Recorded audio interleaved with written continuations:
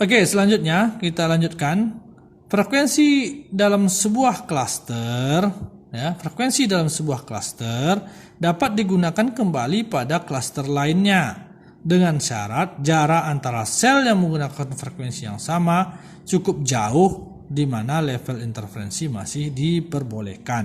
Nah, artinya apa? Artinya frekuensi dalam sebuah klaster, misalnya ini klaster, ini satu klaster kan, ini klaster yang lain, ini klaster yang lain. Ya.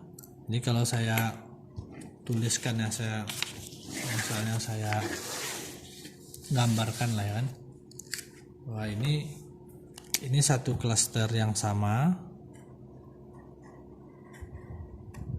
ini satu klaster ya, kemudian ini klaster yang lain. Nah, kemudian ini satu klaster yang lain pula misalnya.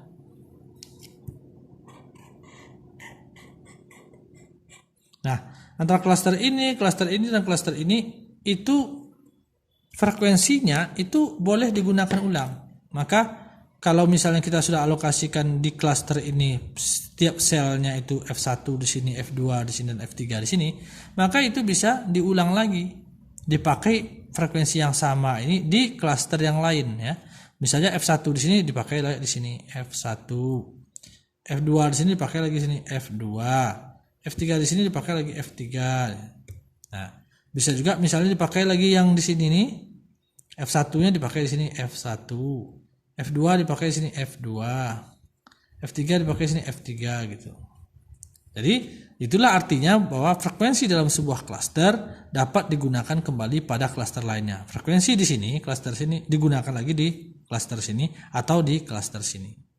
Dengan syarat, nah lihat, dengan syarat jarak antara sel yang menggunakan frekuensi yang sama harus cukup jauh. Lihat di sini kita beri jarak. F1 itu tidak digunakan lagi, misalnya F berapa? Bukan F1, maaf nih F3 misalnya. F3 ini tidak digunakan di sini. Tapi F3 ini digunakan di sini. Kenapa F3 tidak digunakan di sini? Karena F3 ini, sel ini dan sel ini memiliki letak yang berdekatan, bersebelahan. Maka ketika F3 kita pakai lagi F3 di sini, maka akan terjadilah interferensi. Oleh karena itu, kita boleh menggunakan frekuensi di satu klaster, diulang lagi penggunaannya di klaster lain dengan syarat frekuensinya yang sel-sel yang memiliki frekuensi yang sama tadi harus berada pada jarak yang cukup jauh gitu ya. Di sini kan harus berada pada jarak yang cukup jauh. F1 diulangnya di sini, F3 tidak di sini, F3 itu diulang di sini, cukup jauh ya. F1 di sini, kemudian F1 di sini, F2 di sini, F3 di sini, kan cukup jauh tuh, ada jarak antara F1 ke F1 itu ada F3 antara sel ini dengan sel ini yang memiliki frekuensi yang sama, ada suatu jarak atau ada pembatas yaitu sel ini gitu. F2 dengan F2 di sini itu dibatasi oleh sel ini gitu. Ya, sehingga tidak terjadi interferensi. Jadi syaratnya adalah jarak antara sel yang menggunakan frekuensi yang sama mesti cukup jauh di mana level interferensi masih diperbolehkan.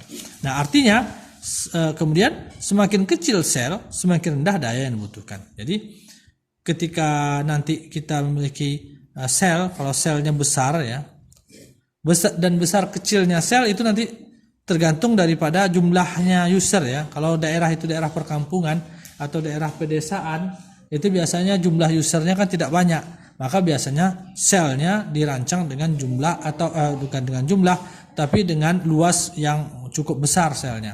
Akan tetapi ketika kita masuk daerah perkotaan di mana jumlah usernya banyak, maka selnya menjadi lebih kecil. Nanti kita bahas mengapa fenomenanya seperti itu ya.